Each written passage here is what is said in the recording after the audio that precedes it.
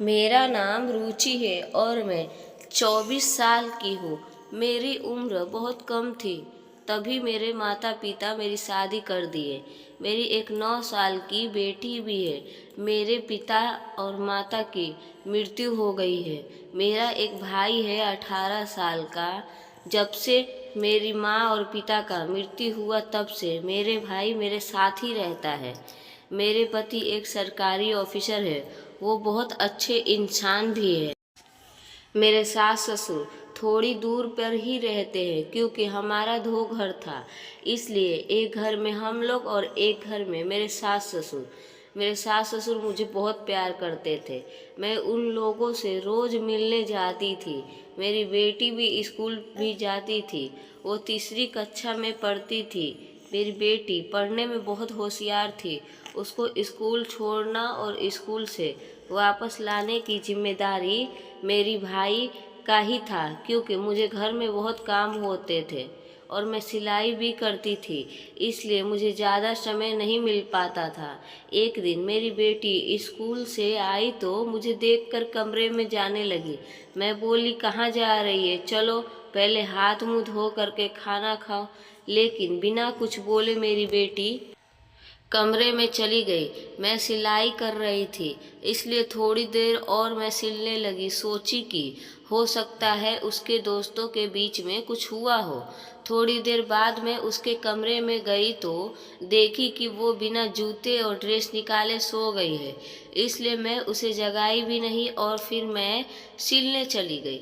जब शाम हुआ तो मैं सोची कि कब तक सोएगी, उसे जगा देती हूँ। फिर मैं उसको जगाने गई तो वो बेहोश पड़ी हुई थी। मैं ज़ोर ज़ोर से चिल्लाने लगी कि बेटी तुझे क्या हुआ है, और रोने लगी।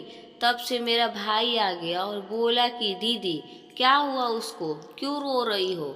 तो मैं बोली, देख ना ऐसी क्या हुआ है, जब से स्कूल आई है मुझसे बात भी नहीं की और बेहोश हो गई है।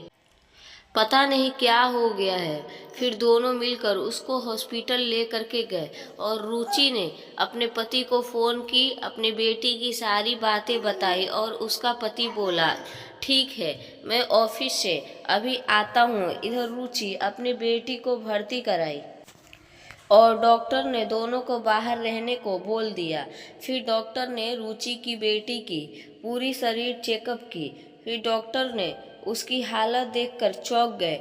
डॉक्टर रुचि को अकेले अपने कैबिन में बुला करके बोली कि आपको कुछ अंदाज़ा है कि आपके बेटी के साथ क्या हुआ है? रुचि बोली, नहीं डॉक्टर, मेरी बेटी स्कूल से आकर रूम में जा कर के सो गई है। तो डॉक्टर बोली कि आपकी बेटी का किसी ने रेप किया है। इतना सुनते ही उसकी माँ हैरानी से बोली कि ऐसे कैसे हो सकता है? रुचि तो सिर्फ 9 साल की ही है, उसके साथ ऐसे कैसे हो सकता है? तब डॉक्टर बोली कि अभी तो मैं आपकी बेटी को दवा और इंजेक्शन दी हूँ, वो सो रही है, लेकिन मुझे लगता है कि आपको पुलिस की सहारा लेनी चाहिए। रुचि ये सारी बातें अपने पति को बताई। वो भी हैरान था। आखिर मेरी बेटी तो कहीं जाती भी नहीं है, कौन उसके साथ ऐसा कर सकता है? दोनों पति पत्नी पुलिस स्टेशन पर गए और वहां जा कर के जो दरोगा था उनको सारी बातें बताई। दरोगा उन लोगों की कंप्लेन दर्ज की और बोल दिया घर जाने को। फिर रुचि और उसके पति हॉस्पिटल गए, अपने बेटी का डिस्चार्ज करा करके घर ले गए। रुचि की बेटी बहुत डरी हुई थी। अब दूसरे दिन रुचि के घर पे पुलिस आया और रुचि की बेटी कहाँ पढ़ती है या कहाँ खेलने जाती है और रुचि की बेटी को स्कूल कौन ले करके जाता है, सब पता किए। सबसे पहले तो पुलिस वाले स्कूल गए, वहाँ पे सबसे पूछताछ की तो वहाँ कुछ नहीं मिला। फिर रुचि के भाई से पूछताछ की, उसने भी बोला कि मैं तो सिर्फ उसको स्कूल से लाने और स्कूल छोड़ कर के आता हूँ।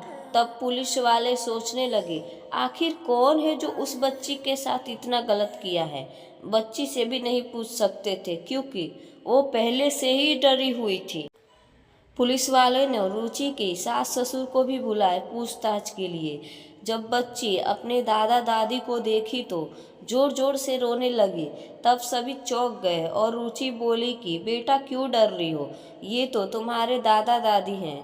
तब पुलिस वाले को कुछ शक हुआ और पुलिस वालों ने पहले उसकी दादी के सामने लाई तो वह बच्ची बिल्कुल नहीं डरी और रोई भी नहीं।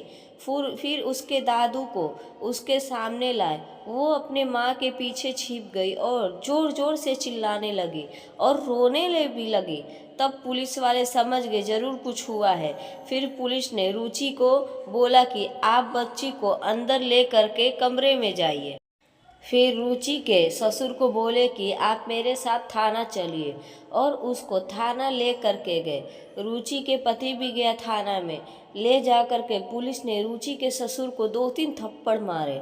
तब से उसका बेटा बोल रहा है आप लोग पागल हो गए हैं जो मेरे पिताजी पर हाथ उठा रहे हैं।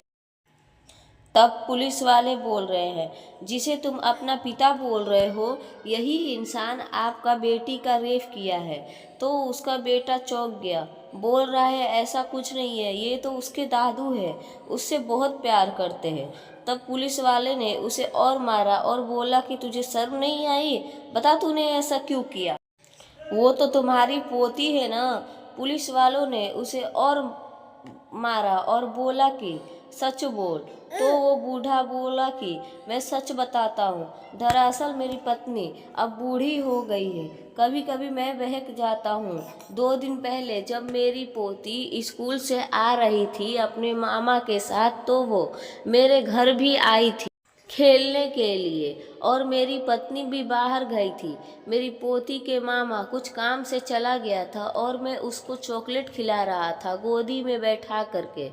उसी वक्त मैं बहक गया और उसके साथ गलत काम कर दिया। वो रोने लगी और अपने घर भाग गई।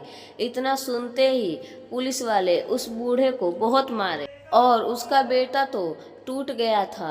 वो बहुत रो रहा था, रोते हुए बोला कि आपको शर्म नहीं आई, वो तो आपके अपने बेटे की बेटी थी ना, आपने ऐसे कैसे कर दिया।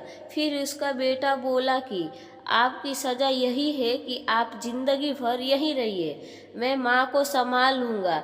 आज से मैं यही सोचूंगा कि मेरे पिता मर गया। इतना कहते हुए उसका बेटा घर चला गया। घर पर पे जा करके ये बात अपने पत्नी और माँ को बताया कि उसकी बेटी के साथ रेप करने वाला कोई और नहीं बल्कि उसका खुद का दादा था। जब ये बात सबने सुनी तो किसी को भरोसा नहीं हुआ, लेकिन सच तो यही थी। सब लोग रो रही थी कि अब तो अपनों पे भी भरोसा नहीं कर सकते, कैसा ज़माना आ गया है। अब रुचि और उसके पति अपनी बेटी के मामले में किसी पे भरोसा नहीं करते थे। अगर आप भी अपनी बेटियों को किसी के यहाँ अकेले छोड़ते हैं तो आप लोगों से अनुरोध है कि अपनी बेटी को किसी के भरोसा न छोड़ें, क्योंकि बाहर वाले कम लेकिन अपने और बेरहम हो गए हैं। अपनों की नीयत ज़्यादा खराब हो गई है। अपनी बेटी का ध्यान रखा कीजिए। अगर आप लोगों को मेरी वीडियो अच्छी लगी और मेरी कहानी अच्छी लगी हो तो प्लीज़ मेरे चैनल को सब्सक्राइब कीजिए, लाइक कीजिए और शेयर कीजिए।